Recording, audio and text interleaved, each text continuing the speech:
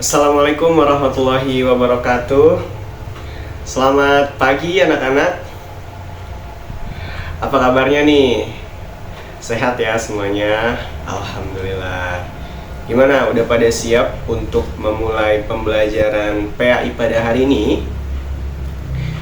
Oke, siap ya, insya Allah ya. Semangat. Sebelum kita mulai, silakan berdoa terlebih dahulu ya. Ketua kelas boleh dipimpin.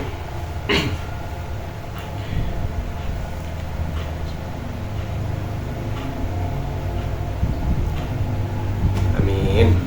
Ya, terima kasih.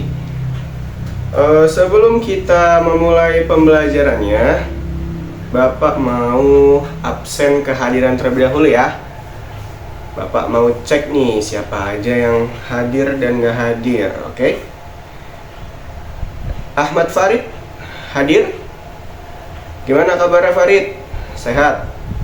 Jangan galau mulu ya Farid ya. Rizky Fauzan ada? Rizky Fauzan ada. Gimana Rizky? Sehat? Alhamdulillah ya. Galau? Jangan galau juga, nanti kayak Farid kamu. Muhammad Ihsan ada? Ihsan? Ada. Oke, San gimana San? Sehat? Alhamdulillah ya. Lanjut Sayyid Arkan ada? Oke, ada. Sehat ya kan ya? Ismail Hamdi. Mana Ismail Hamdi? Belum datang? Aduh, telat mulu ini anak. Fajar Trihadi. Ada Fajar? Nggak ada. Izin. Kenapa izinnya? Oh, oke. Lomba ya Fajar ya. Raffi Ahlina Majid ada? Majid? Oke, Majid nih selalu sehat sepertinya ya, semangat terus dia. Ananda Nur Husen ada? Husen? Ada. Sehat ya Husen ya. Wiria Fatiha Alif. Wiria ada? Siap. Sehat Wiria? Oke. Randi Zahran ada? Randi Zahran? Masya Allah, siap Randi. Sehat Randi ya? Oke, baik, karena sudah Bapak absen semuanya, Bapak punya ice breaking nih untuk anak-anak semuanya.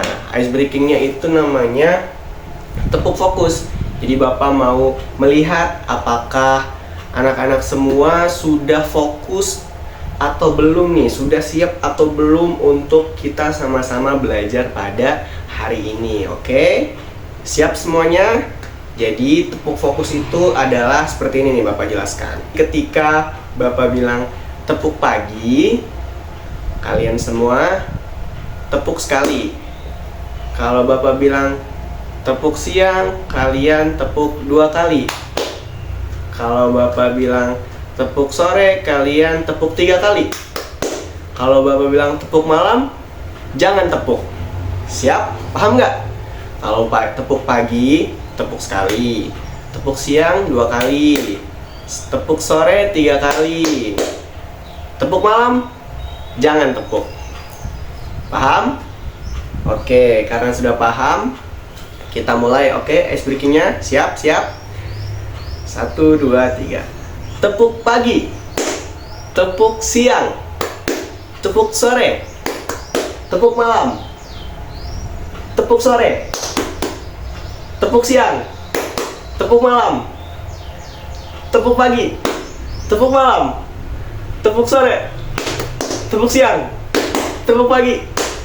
Oke. Tepuk tangan untuk kita semuanya. Gimana? Sudah fokus dan sudah semangat untuk kita belajar pada hari ini? Alhamdulillah, sudah siap ya semuanya. Oke, jadi anak-anak, pada pertemuan hari ini kita akan sama-sama belajar ya, belajar dan juga membahas tentang etika dalam berorganisasi. Jadi Bapak punya pertanyaan nih. Menurut kalian, apa arti etika dalam berorganisasi? Ada yang mau mengajukan diri untuk menjawab? Oke, silakan Randi. Oke, etika itu artinya suatu aturan ya menurut Andi. Ada lagi yang ingin berpendapat? Boleh, silakan Wirya. Baik, tata krama, moral dalam atau tata cara dalam berorganisasi ya menurut Wirya begitu ya. Nah, lalu lanjut nih. Mengapa etika sangat penting dalam sebuah organisasi? Silakan, ada yang mau menjawab? Boleh, Rizky Fauzan silakan. Baik, untuk organisasi supaya berjalan baik. Boleh. Ada lagi yang ingin berpendapat? Silakan.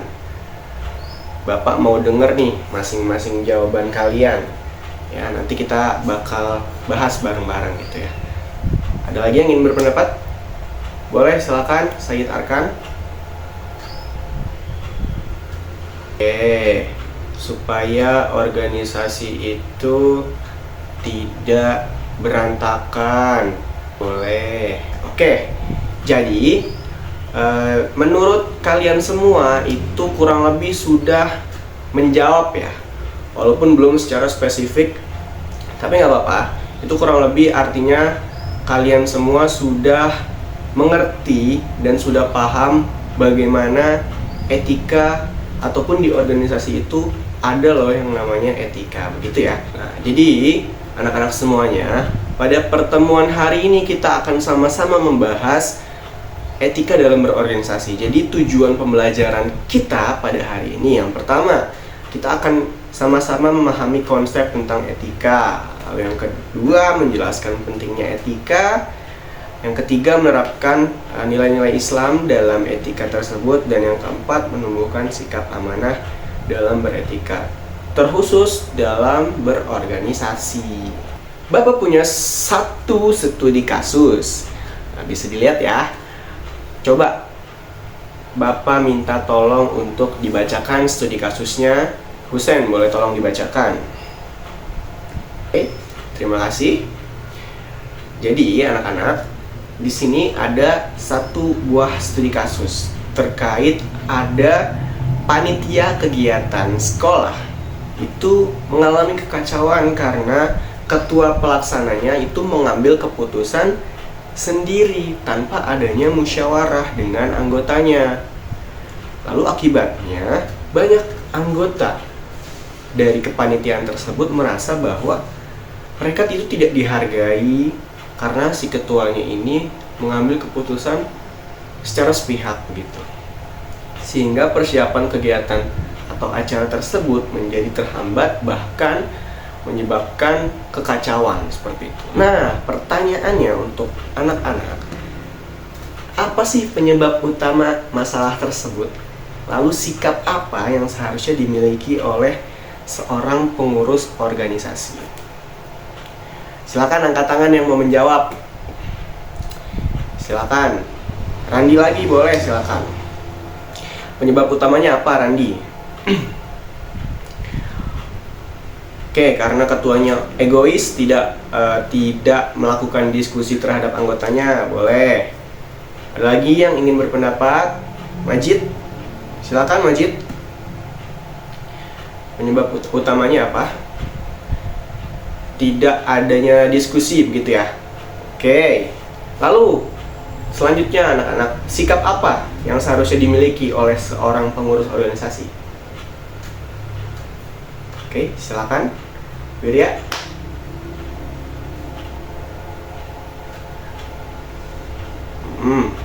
Benar. Ya, jadi ada beberapa sikap yang perlu dimiliki oleh seorang pengurus organisasi. Bukan seorang ya, banyak. Jadi, setiap pengurus organisasi itu harus punya beberapa sikap-sikap tersebut itu untuk menyokong keberlangsungan atau acara yang baik ataupun matang seperti itu ya. Jadi salah satunya tadi sudah disebutkan oleh Wirya ya, sikap tanggung jawab. Jadi anak-anak, ada beberapa sikap-sikap yang perlu dimiliki oleh suatu pengurus organisasi seperti ini. Kita harus mengenal dulu nih, apa sih sebenarnya etika Lalu etika dalam berorganisasi itu apa saja gitu ya. Jadi definisi etika adalah etika merupakan suatu aturan atau norma yang mengatur perilaku manusia agar sesuai dengan nilai moral dan agama. Etika bukan hanya tentang apa yang boleh dan tidak boleh dilakukan, tetapi juga tentang bagaimana kita bersikap dengan penuh integritas dalam setiap situasi. Jika kita kaitkan dengan studi kasus sebelumnya, di mana seorang ketua pelaksana dari suatu acara itu mengambil tindakan sepihak gitu, tidak membuka ruang diskusi kepada anggotanya gitu. Seharusnya apa sih yang harus dilakukan oleh ketua tersebut? Tentunya bermusyawarah ya, membuka ruang diskusi terhadap anggotanya untuk anggota tersebut merasa bahwa dilibatkan gitu. Ketika ketua panitia atau ketua pelaksana tersebut mengambil keputusan secara sepihak, artinya dia tidak memiliki integritas yang penuh dan tidak bersikap selayaknya pengurus organisasi gitu. Seharusnya kan ada dialog terlebih dahulu terhadap anggotanya supaya jelas nih masalahnya dan tidak salah langkah ketika keputusan itu diambil begitu ya. Lalu di dalam Al-Quran pun Allah Subhanahu wa Ta'ala juga sudah menjelaskan ya. Bapak mengutip Quran surat Asy-Syura ayat 38, di mana di sini di ayat ini tertulis bahwa orang ataupun sekelompok orang yang ketika ingin memutuskan suatu urusan mereka ataupun mengambil keputusan itu dilakukan musyawarah di antara mereka gitu. Allah suka terhadap sikap yang seperti ini ataupun perbuatan yang seperti ini. Memang sudah diatur gitu bagaimana kita beretika di dalam suatu organisasi. Di ayat Al-Quran dijelaskan bagaimana kita harus bermusyawarah ketika ingin mengambil keputusan ya. Jadi sudah sepatutnya jika tadi kita melihat studi kasusnya, harusnya si ketua pelaksana tersebut melakukan musyawarah terlebih dahulu sebelum mengambil keputusan. Seperti itu. Ya, paham sampai sini anak-anak? Oke. Alhamdulillah kalau paham ya. Lalu lanjut, kita mengenal etika dalam berorganisasi itu apa sih? Jadi dalam berorganisasi, etika mengatur bagaimana anggota berinteraksi secara jujur, adil, dan bertanggung jawab. Contoh, menghargai pendapat anggota lain, tidak melakukan kecurangan, dan menjalankan amanah dengan sungguh-sungguh.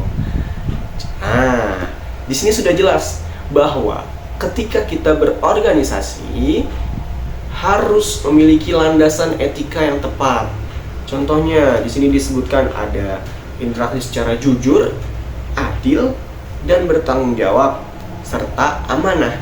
Kita masih mengacu kepada studi kasus yang sebelumnya. Kita tuh harus menghargai pendapat anggota lain. Ya, salah satu contohnya itu menghargai pendapat gitu ya. Kalau misalnya tadi, artinya si ketua pelaksana itu atau si ketua panitia itu tidak menghargai pendapat anggotanya. Jangankan menghargai pendapat, membuka ruang dialog pun tidak ada, tidak dilakukan itu. Siapa sih yang nggak merasa tidak dilibatkan apabila terjadi suatu kondisi yang seperti itu?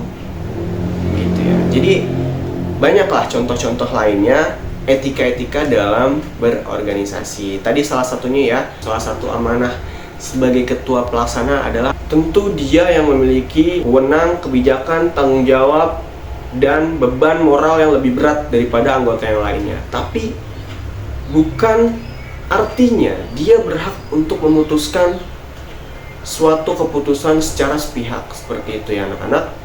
Harus dilandasi dengan etika-etika dalam berorganisasi. Paham sampai sini? Baik, kalau sudah paham, Bapak punya satu aktivitas ataupun kegiatan ya untuk anak-anak semuanya, coba dikerjakan. Boleh silakan di scan QR code yang ada di layar. Nanti di sana akan masuk satu website ya yang sudah Bapak sediakan. Sudah? Ini bisa kalian kerjakan Secara kelompok boleh, Bapak mau diskusi dua orang saja ya. Jadi sebangku gitu, dengan teman sebangkunya saja.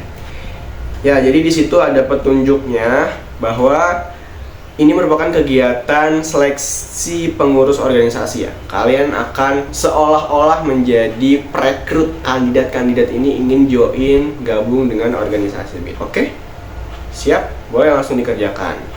Bapak kasih waktu 5 menit ya, cukup ya. Nanti Bapak akan coba keliling untuk memantau ya. Siapa tahu ada yang butuh ataupun kurang penjelasannya, oke? Silakan dikerjakan. Ya, jadi ini nanti diisi penilaiannya layak atau tidak layak nih dari data-data yang sudah ada di situ.